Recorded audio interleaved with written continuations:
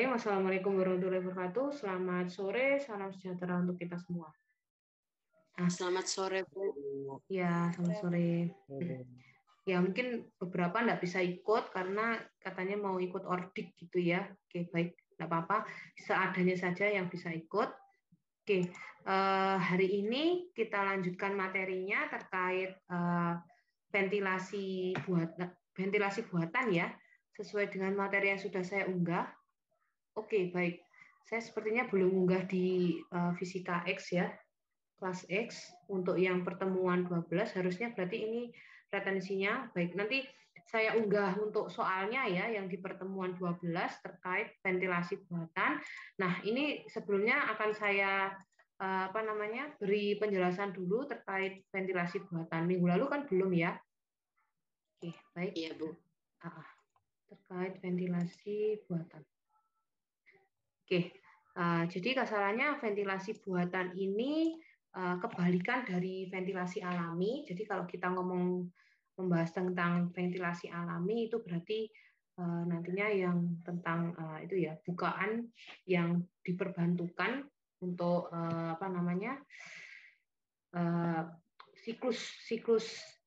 siklus untuk angin yang bisa keluar masuk ke dalam hunian kita. Tapi kalau untuk yang buatan ini yang berbahan maksudnya kayak alat bantu gitu, alat bantu tentunya seperti AC, terus kemudian ada kipas angin seperti itu teman-teman. Jadi bukan yang berbasis alami kayak rooster dan seterusnya kayak gitu ya tentuannya, biar masuk ke dalam suatu ruang jendela kayak gitu. Oke. Jadi untuk panas. Jadi ruangan itu mempunyai panas di dalamnya. Di dalam suatu ruangan itu pasti akan ada panas. Sebab kenapa? Karena panas sendiri itu tidak hanya dari human ya, tidak hanya dari manusianya, tapi berdasarkan peralatan juga itu juga menyumbang panas. Di samping itu juga ada cahaya matahari yang nantinya masuk ke ruang, terus kemudian ada ini angin ya, udara ya. Kadang kita kalau ngerasa ada udara dari luar itu kerasa udara yang panas kayak gitu. Nah, ada yang seperti itu juga. Jadi ada banyak faktornya. Panas dari lampu, panas dari human, manusianya, panas peralatan, kemudian panas matahari yang menembus atap. Utamanya kalau atapnya nanti seng, ya beda kalau sama genteng, itu pasti akan kerasa banget. Ataupun asbes. Oh ya, kalau asbes sekarang nggak boleh ya, karena nanti takutnya kena asbestosis. Jadi dirubah sekarang untuk asbes sendiri lebih ke papan kayu ya. Kalau brandnya Calciboard biasanya yang dipakai. Kemudian panas udara luar yang menembus dinding. Kemudian ada panas udara luar yang menembus kaca. Jadi nanti hitungannya itu untuk panas sendiri itu ada banyak yang berperan. Ada yang dari udara, ada yang dari kaca, misalnya di kaca, terus kemudian ada panas dari matahari juga seperti itu. Nah, ini untuk perhitungan pembebanan atap yang sudah saya singgung sebelumnya ya. Jadi bahwasanya nantinya suatu ruangan, suatu bangunan jika dia nantinya dia punya atap, pasti nanti akan ada angin tekan. Angin tekan itu angin yang masuk ke dalam atap dan juga angin hisap. Angin hisap itu angin yang keluar. Nah, nanti untuk perhitungannya ini biasanya masuk ke perancangan ya, atau enggak nanti ke statika seperti itu. Nah, kemudian ini hanya awalan aja ya teman-teman. Jadi kalau nanti teman-teman lebih memperdalam fisika sendiri itu tidak hanya fisika yang hitungan-hitungan kayak di SMA, tapi juga bisa aplikasi nantinya ke sipil sendiri. Contohnya seperti ini, ada perhitungan ventilasi alami, ventilasi buatan, kayak ini. Terus kemudian ini dikaitkan tentang hitungan. Jadi ini nanti ada gaya tekan ke samping ya, gaya tekan dari anginnya. Untuk angkanya nanti lebih diperdalam saat nanti kalian di perhitungan perancangan gedung sendiri. Oke, saya lanjutkan. Nah, ini salah satu alat yang berperan terhadap ventilasi buatan. Yang pertama adalah AC, air conditioner. Itu prinsipnya dari udara yang bersuhu rendah akan berada di bawah dari udara yang bersuhu lebih tinggi. Jadi nantinya si AC ini sendiri akan meredam suhu panas yang ada di dalam suatu ruangan seperti itu. Oke. Nah, pertimbangan desain bangunan untuk menghemat energi AC, salah satunya ini ada 5 macam. Yang pertama, mengorientasikan bangunan ke utara selatan guna meminimalkan penyerapan radiasi matahari. Jadi sekarang untuk prinsip bangunan sendiri, arsitek itu sekarang lebih laku di pasaran jika si arsitek itu bisa mensiasati suatu bangunan itu yang minim penggunaan ventilasi buatan. Seperti itu, teman-teman. Jadi lebih condong ke green building seperti itu. Jadi untuk teman-teman sendiri nantinya jika mendesain suatu bangunan sendiri, usahakan gunakan yang green building. Kenapa? Sebab isu pemanasan global dan seterusnya itu yang membuat nilai plus jika kita nantinya bisa mendesain suatu bangunan itu minim penggunaan ventilasi buatan seperti itu.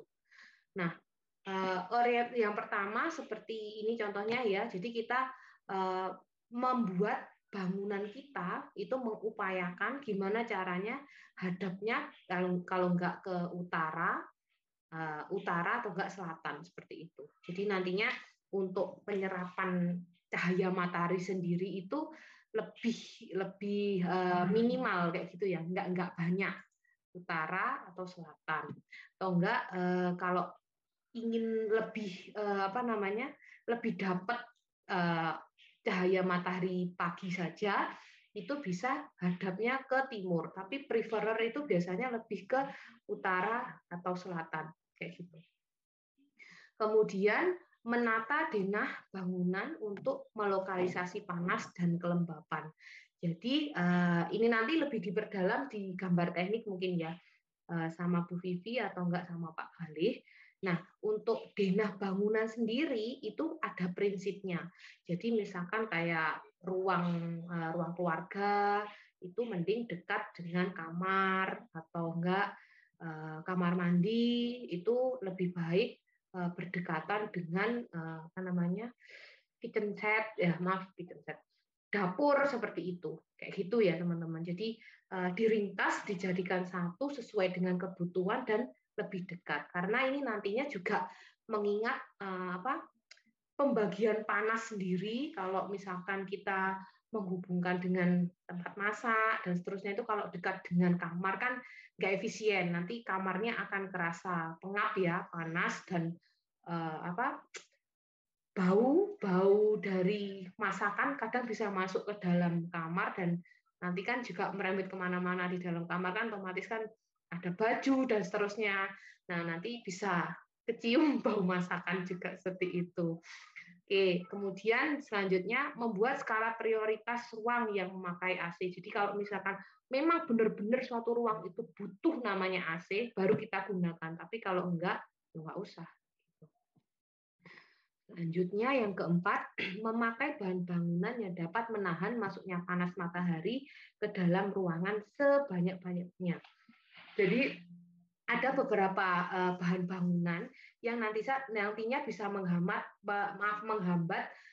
panas masuk ke dalam bangunan sendiri. Jadi nanti teman-teman bisa menggunakannya agar tidak tidak terlalu banyak cahaya yang masuk yang bisa menyebabkan panas di dalam suatu ruangan tersebut. Contohnya, jika kalian ada di ruang kelasnya Unitri, itu kalau di atasnya kaca, ya itu biasanya ada lebihan dinding, ya dinding deck di atasnya kaca kayak gitu. Itu kan juga bisa menghambat cahaya matahari langsung masuk ke dalam kelas kayak gitu ya. Jadi mengurangi panas itu juga bisa. Salah satu contohnya seperti itu. Ini mungkin nanti teman-teman akan lebih banyak contohnya.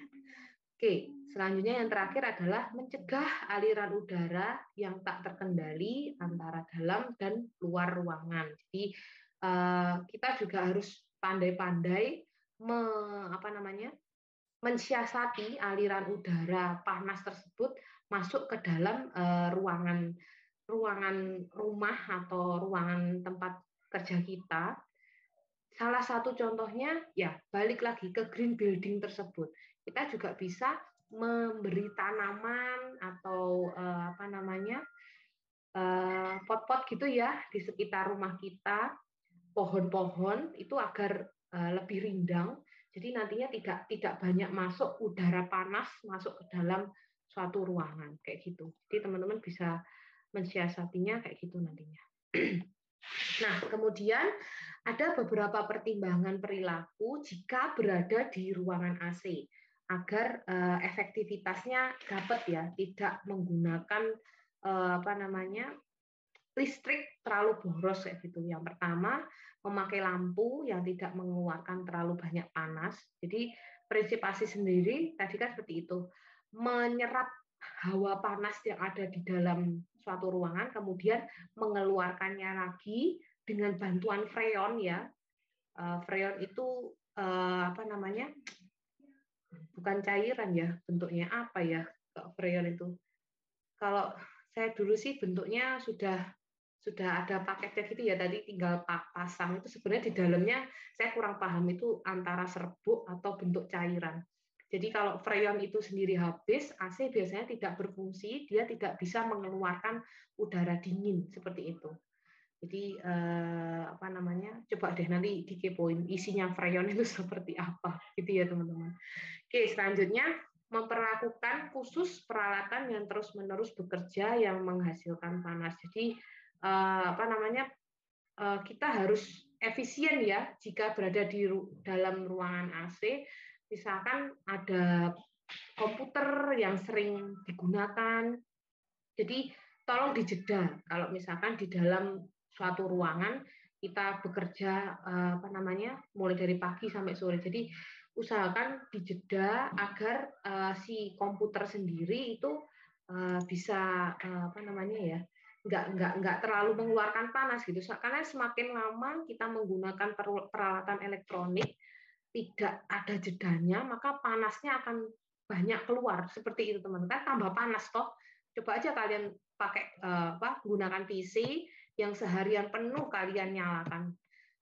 Jika kalian utamanya kalau belum mandi ya kerasa banget, pasti akan panas banget di dekat PC tersebut kayak gitu.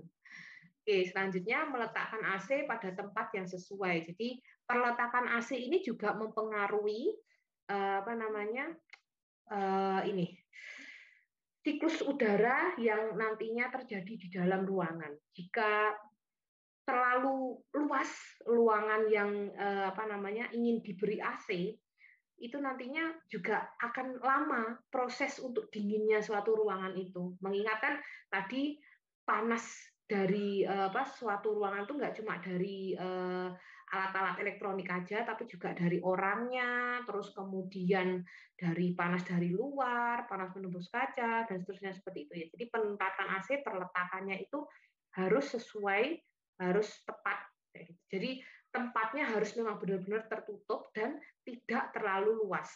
Preferkan mau menggunakan tempat yang menggunakan AC itu yang mana. Jadi harus benar-benar di planning ya. Oh, misalkan kamar kan nggak terlalu luas, itu pakai AC, oke, nggak apa-apa. Kalau misalkan ruang keluarga mau pakai AC silahkan, yang penting tidak terlalu luas itu tadi. Kemudian memakai AC sesuai kebutuhan. Jadi kalau misalkan tidak digunakan ya dimatikan seperti itu. Terus kemudian kebutuhan suatu ruangan itu untuk AC-nya sendiri juga beda-beda.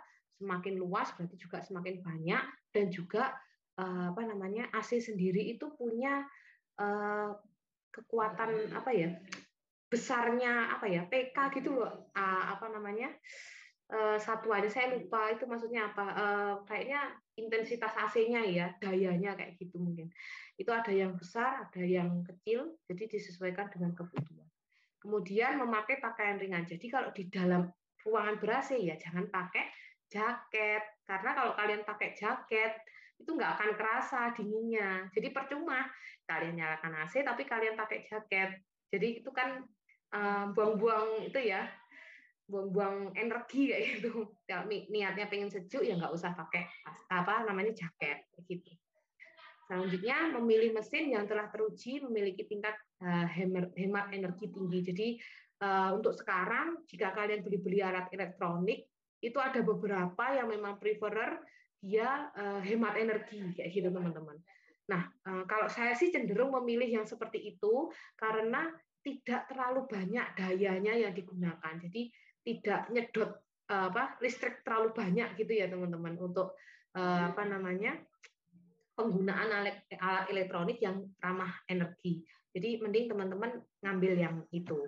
Kemudian tidak merokok di ruangan ber-AC. Nah, ini nggak boleh ya kalau merokok di ruangan ber-AC. Makanya kalau misalkan kalian naik bis, contohnya naik bis atau masuk ke dalam suatu ruangan, kadang ada tulisannya dilarang merokok. Karena prinsip AC sendiri kan menyedot udara yang ada di dalam ruangan, kemudian mengeluarkannya lagi, tapi dalam bentuk dingin ya, karena kena freon tadi. Nah, untuk si apa namanya asap sendiri, asap itu nggak bisa dikelola sama si freon, jadi bakalnya akan dikeluarkan dan nanti menimbulkan apa namanya udara yang nggak enak, tambah sesek nantinya di dalam ruangan yang ber-AC itu. Jadi diharapkan teman-teman tidak merokok di ruangan ber-AC. Gitu. Nah, kita masuk ke perhitungan. Jadi untuk ventilasi buatan itu ada beberapa perhitungan, sama halnya dengan ventilasi alami ya. Nah, untuk hitungannya seperti ini teman-teman, nanti coba sambil dibaca ya. Nah, ini ada contohnya. Hitunglah kondukan dinding yang tersusun dari granit setebal 2 cm, kemudian batu bata setebal 12 cm, dan kayu lunak setebal 3 cm. Nah, ini untuk penyelesaiannya saya sudah menuliskan. Jadi nantinya untuk air batu granit, teman-teman bisa lihat di tabel sama halnya dengan yang ventilasi alami. Jadi kita menggunakan tabel ya. Ini persisnya sama untuk pengerjaannya. Kemudian untuk batu bata juga. Kemudian kayu lunak juga. Kemudian tinggal kita cari nilai konduktan elemen bangunannya, dimasukkan ke rumus yang ini tadi ya teman-teman, 1/RA atau R aksen A ini sama dengan untuk R aksen A itu 1 plus F0 per R aksen 1 plus R aksen 2 dan seterusnya sampai R aksen N ditambah 1 per FI. Ini rumusnya sama kayak yang sebelumnya kayaknya ya. Oke, nah jadinya seperti ini untuk hitungannya. Baik, saya buka sesi tanya jawab terkait ventilasi buatan. Silakan. Silakan. Jika ada yang ditanyakan terkait ventilasi buatan. Yuk.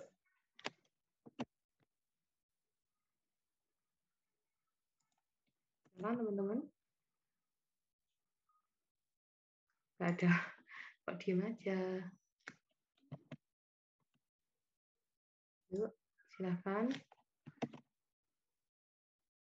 Ini mungkin materinya baru ya. Di SMA mungkin belum ada yang aplikatif untuk fisikanya. Silakan kalau teman-teman mau tanya terkait ventilasi buatan. Silakan. Ini yang ikut Zoom nggak ikut ordik gitu? Tidak. Oh, di rumah. Iya. Berarti masih di rumah. Oh iya. Berarti belum di Ada. Malang gitu ya teman-teman ya? Ya, Bu. Oke, iya iya. Oke, mumpung masih di rumah, jadi kan bisa kuliah lebih full ya. Ya, Bu. Iya, Bu. Oke, ini ada yang chat.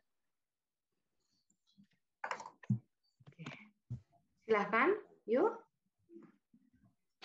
Sudah paham semua terkait ventilasi buatan? Sudah, Bu. Ya, oke baik. Jadi nanti saya beri evaluasinya ya, soal evaluasi. Silakan nanti teman-teman coba kerjakan. Saya buat roomnya untuk pertemuan ke-12. Silakan nanti coba dikerjakan. Jika ada kendala, silakan ditanyakan. Nah, untuk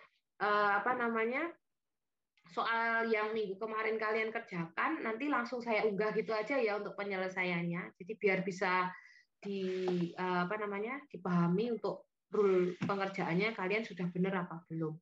Nah, kalau untuk tugas-tugas yang sudah masuk itu tidak perlu diperbaiki. Jadi teman-teman kan sudah mengumpulkan, ya sudah itu saja yang kalian kerjakan. Nggak apa-apa sebisanya. Yang penting kalian sudah tahu yang benar dan salahnya ada di mana.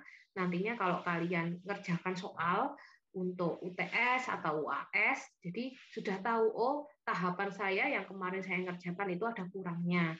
Jadi saya akan mengerjakannya lebih benar dengan cara seperti ini. Kayak gitu ya teman-teman ya. Jadi tidak perlu tanya, Bu, ini nanti kalau punya saya ada salahnya terus gimana? Enggak apa-apa. Ya memang kuliah itu seperti ini.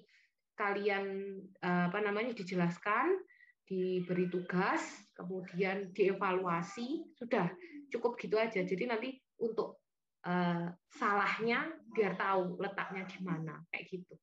Jadi tidak perlu sampai bolak-balik memperbaiki kayak itu nggak perlu. Oke, terus kemudian ini ada yang tanya terkait link absen. Nah, sesuai dengan kesepakatan kita pertemuan pertama ya setelah sama Bu Atina, kan saya sudah ngomong bahwasanya jika pertemuannya lewat Zoom, absennya ya lewat Zoom ini. Ini yang datang. Ada 24 anak, ya ini yang tak ambil. Nanti yang lain ya nggak tak ikutkan.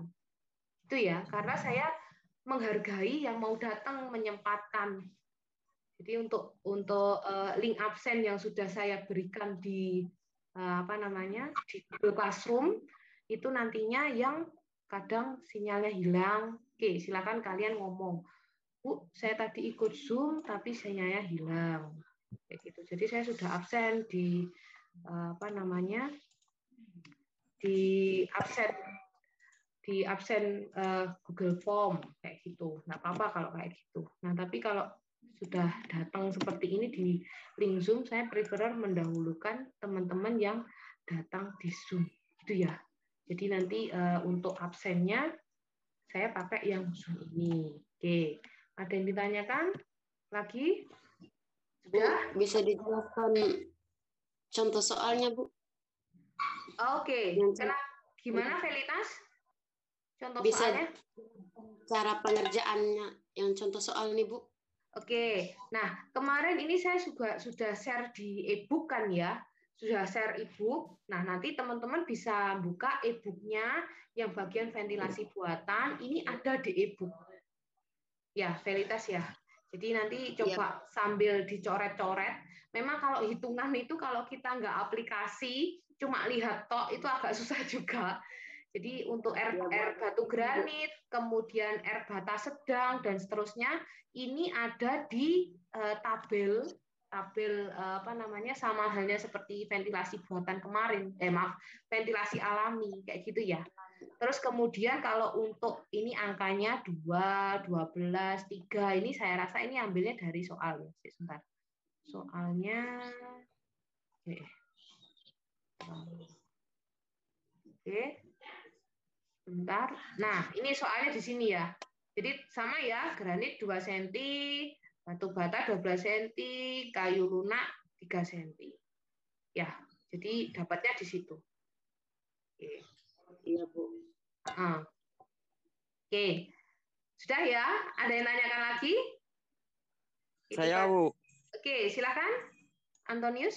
Nih Bu, Uh-uh. apa dari soal kemarin itu kan dia apa perhitungannya tuh banyak komanya Bu, banyak angka di belakang koma.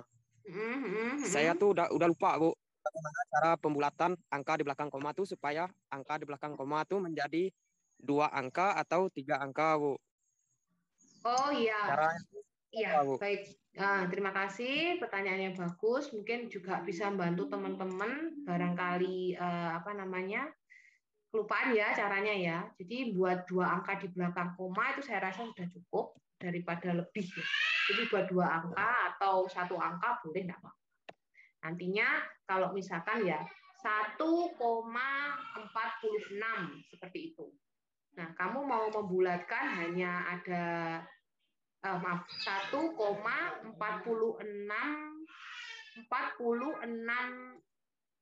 kayak gitu. Itu bisa jadi 1,47 atau enggak kalau diperkecil lagi 1,5. Jadi seperti itu ya teman-teman ya.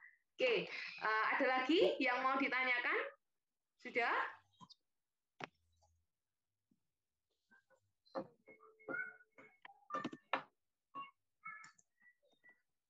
Ada lagi? Sudah? Antonius, sudah ya? Nyampe ya? Paham Bu? Oke, baik. Nggak ada ya? Oke, baik.